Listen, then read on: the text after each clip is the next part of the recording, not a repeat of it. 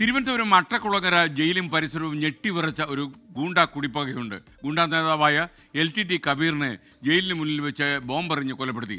അട്ടക്കുളങ്ങര ജയിലിന്ന് വനിതാ ജയിലായി മാറിയെങ്കിലും ആ സംഭവം ജയിലിന്റെ ചരിത്രത്തിൽ അടയാളപ്പെടുത്തിയിട്ടുണ്ട്. അതിനു മുൻപോ ശേഷമോ അങ്ങനെ ഒരു ആക്രമണ സംഭവം തിരുവനന്തപുരം നഗരം കണ്ടിട്ടില്ല. 1999 ജൂലൈ 16 സ്ഥലം ദാ ഞാൻ ഈ നിൽക്കുന്ന അട്ടക്കുളങ്ങര ജയിൽ. LTT കബീർ എന്ന ഗുണ്ടാ നേതാവിനെ കോടതിയിൽ നിന്ന് ജയിലിലേക്ക് കൊണ്ടുവരുന്നു. ആ സമയം ഒരു ബോംബെറിഞ്ഞ് അയാളെ കൊലപ്പെടുത്തുന്നു. ഗുണ്ടാ കുടിപ്പകയുടെ ചരിത്രത്തിലെ ഏറ്റവും വലിയ രക്തക്കറ. പിന്നിൽ കരാട്ടെ ഫറൂഖ്.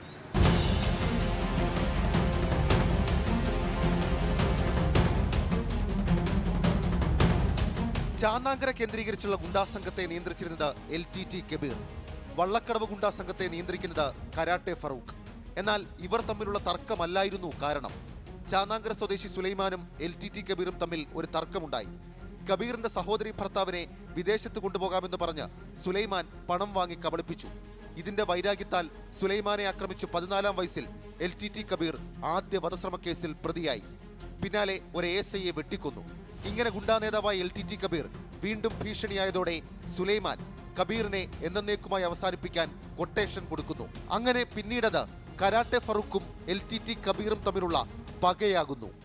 മുൻപ് പലതവണ കബീറിനെ വകവരുത്താൻ ശ്രമിച്ച് പരാജയപ്പെട്ടതോടെയാണ് ജയിലിന് മുൻവശം തന്നെ തിരഞ്ഞെടുത്തത്.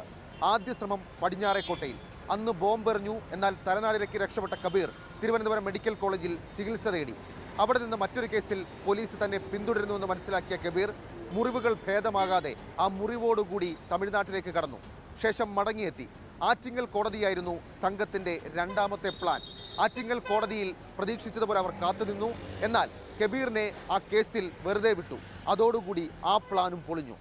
ഒടുവിൽ ആ ദിവസം മറ്റൊരു കേസിൽ റിമാൻഡിലായ കബീറിനെയും കൊണ്ട് അട്ടകുളങ്ങര ജയിലിലേക്ക് പോലീസ് സംഘം എത്തുന്നുവെന്ന വിവരം കരാട്ടെ ഫറൂഖും സംഘവും മനസ്സിലാക്കുന്നു. ഫറൂഖ്, വലം കൈയും ബോംബേറിൽ വിദഗ്ധരുമായ സത്താർ, അനിൽ, ഈ 3 പേർ ജയിലിന്റെ പരിസരത്ത് കാറിൽ കാത്തിരുന്നു. കബീറിനെയും കൊണ്ടുവന്ന പോലീസ് സംഘം ജയിലിനകത്തേക്ക് കയറുമ്പോൾ സത്താർ കൃത്യമായി ബോംബെറിയുന്നു. ബോംബേറിൽ കബീറിന്റെ തല തകർന്നു. ഒപ്പമുണ്ടായിരുന്ന പോലീസുകാർക്കും പരിക്കേറ്റു. ഫോർട്ട് പോലീസ് കേസ് അന്വേഷിച്ചു. പ്രതികൾ മുഴുവൻ പിടിയിലായി. കരാട്ടെ ഫറൂഖിനെയും സത്താറിനെയും തൂക്കിക്കൊല്ലാൻ വിധിച്ചു. സുപ്രീം കോടതിയിൽ വരെ പോയ ശേഷമാണ് ഫറൂഖും സത്താറും തൂക്കുകയറിൽ നിന്നും മോചിതരായത്. 20 വർഷത്തോളം ഫറൂഖ് ജയിലിൽ കിടന്നു. ഒടുവിൽ മരിച്ചു. ഈ സ്ഥലവും ആ സംഭവവും പിന്നീട് ഒരുപാട് സിനിമകൾക്ക് ആധാരമായി. ഒടുവിൽ മഹേഷ് നാരായണന്റെ മാലിക് സിനിമയിലും പ്രധാന ഭാഗമായി. അട്ടകുളങ്ങര ജയിൽ ഇപ്പോൾ വനിതാ ജയിലാണ്. വീണ്ടും മുഖം മാറാൻ ഒരുങ്ങുകയാണ് ഈ ജയിൽ. ക്യാമറമാൻ അഭിലാഷ് തൊഴുവങ്കോടിനൊപ്പം ഷഫീദ് റാവുത്തർ, 24 തിരുവനന്തപുരം.